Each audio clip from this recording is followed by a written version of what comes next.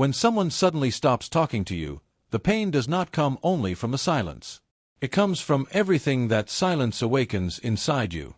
Carl Jung said that what disturbs us most is not the external event itself, but what that event activates within our inner world. When he stops reaching out, your mind does not become calm. The silence is not empty, it turns into a mirror. You replay conversations, search for signs, wonder what you did wrong. But the truth goes deeper than that. You are not only missing the person. You are missing the version of yourself that felt seen, desired, and chosen. According to Jung, when something external disappears, the psyche tries to fill the void. With memories, fantasies, and old fears. The silence activates wounds that did not begin with him.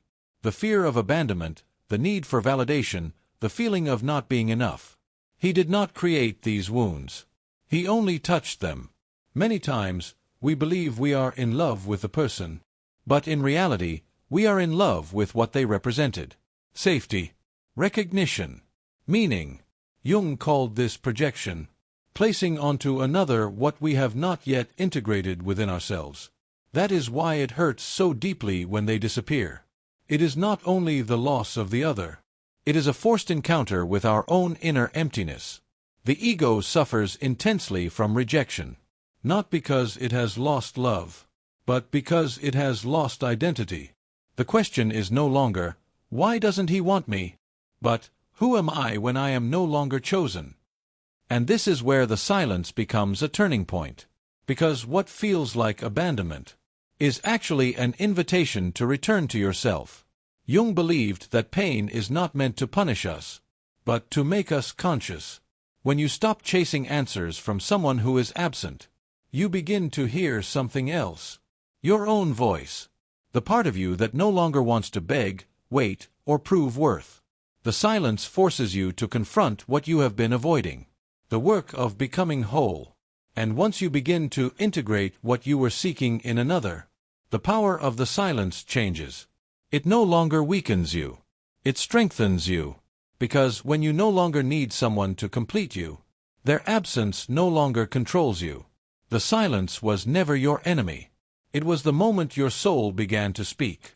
And when your soul begins to speak, it does so quietly, without drama, without urgency. It does not beg to be heard. It simply waits for you to listen. In that space, you start to realize something unsettling and liberating at the same time. The pain was never asking you to go back. It was asking you to go inward. Jung believed that what we resist in ourselves appears in our lives as fate. And the person who disappeared may have been carrying a message your conscious mind was not ready to receive. The silence strips away illusion. There is no text to analyze, no tone to interpret, no hope to cling to. And in that absence, truth emerges. You begin to see the attachment, the dependency, the parts of yourself that gave power away. Not as a punishment, but as an opportunity for individuation. The process Jung described as becoming who you truly are. This is why no contact feels unbearable at first. Because the ego is losing control. It can no longer distract itself with fantasy or expectation. And when control disappears, awareness is born. Slowly, something shifts. You stop checking your phone. You stop waiting for an explanation that may never come. You start asking different questions. Not, will he come back? But, what is this teaching me about myself? And that is the moment your energy returns. The emotional charge begins to dissolve. What once felt like rejection reveals itself as redirection.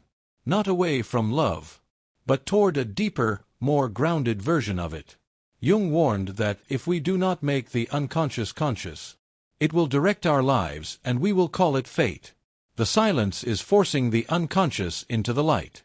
Old patterns, old wounds, old beliefs about worth and love are surfacing so they can finally be healed. One day, you realize you no longer need closure from him, because you have given it to yourself. You no longer crave the message, because you have integrated what you were seeking through it. And whether he returns or not no longer defines you, because the silence has done its work.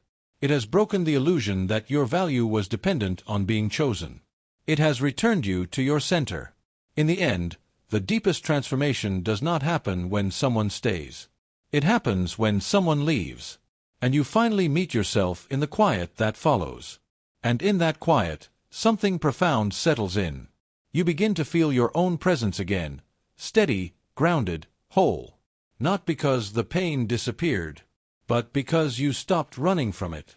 Jung believed that true healing does not come from avoiding suffering, but from giving it meaning.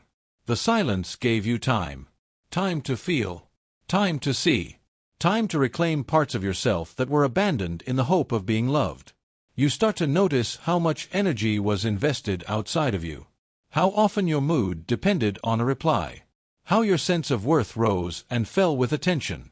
And instead of judging yourself for it, you understand. Because awareness is not condemnation. It is liberation. This is where self-respect is born. Not loudly, not dramatically, but quietly, through boundaries you no longer need to explain. You no longer chase clarity from someone who chose distance. You choose yourself without needing an audience. The silence teaches you emotional sovereignty. You realize that love cannot be begged into existence. Connection cannot be forced. And anything that requires you to shrink, wait, or abandon yourself was never aligned with your deeper self. At some point, the thought of him no longer carries weight. Not because he meant nothing, but because he served his purpose. He was a mirror, a trigger, a catalyst. And catalysts are not meant to stay. They are meant to transform. Jung said that the privilege of a lifetime is becoming who you truly are. Sometimes that journey begins with loss. Sometimes it begins with silence. And sometimes it begins the moment you stop asking why they left, and start asking who you are becoming because of it. The silence no longer feels like absence. It feels like space. Space to breathe. Space to grow. Space to choose a love that does not require you to disappear. And when you finally look back, you will understand. He did not abandon you. He unknowingly led you back to yourself. And returning to yourself is not a sudden revelation. It is a slow remembering. A gradual undoing of the belief that love must hurt to be real. That silence means rejection. That your worth depends on someone else's attention. Jung taught that the psyche seeks wholeness above all else. And when we attach to someone who cannot meet us fully, the soul creates distance. Not to punish us, but to protect our becoming. At first, you may resist this truth. You may romanticize the past, idealize the connection, or tell yourself that if you wait long enough, everything will make sense. But waiting keeps you tied to an old version of yourself. And growth always asks for release. The silence becomes a teacher. It teaches you to sit with discomfort without needing to escape it. To feel longing without turning it into desperation. To feel love without losing yourself inside it. You begin to trust your inner authority. You no longer need external reassurance to feel grounded. You stop interpreting silence as a verdict on your value. You understand that someone else's inability to stay is not a measure of your capacity to be loved. This is the moment the unconscious integrates.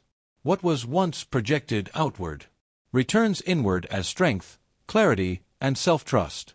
You reclaim the qualities you gave away. The tenderness, the devotion, the depth, and you offer them first to yourself. Jung believed that every loss carries a seed of transformation, but only if we are willing to stay present with the pain long enough to hear what it is asking of us. The silence asked you to mature emotionally, to stop confusing intensity with intimacy, to stop mistaking attention for love.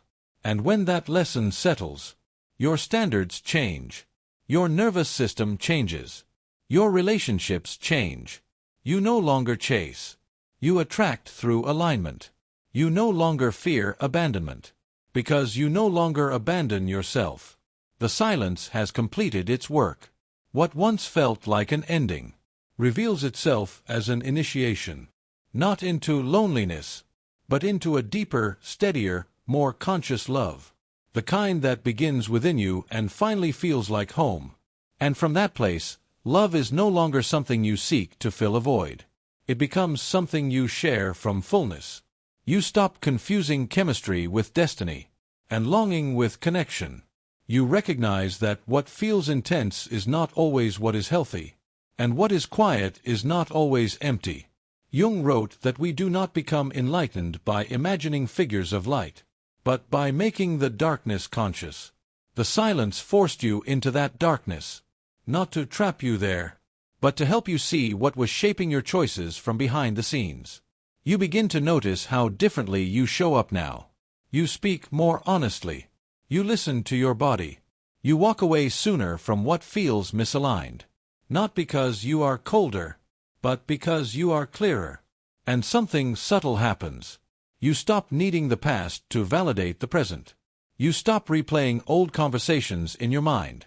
You stop asking, "What if?" and start living in what is. The memory of him loses its emotional charge. It becomes neutral. A chapter, not a wound. A lesson, not a longing. You can hold it without it shaking you. This is when you realize the silence did not take anything from you. It revealed what was always yours. Your intuition. Your self-respect. Your capacity to love without self-betrayal.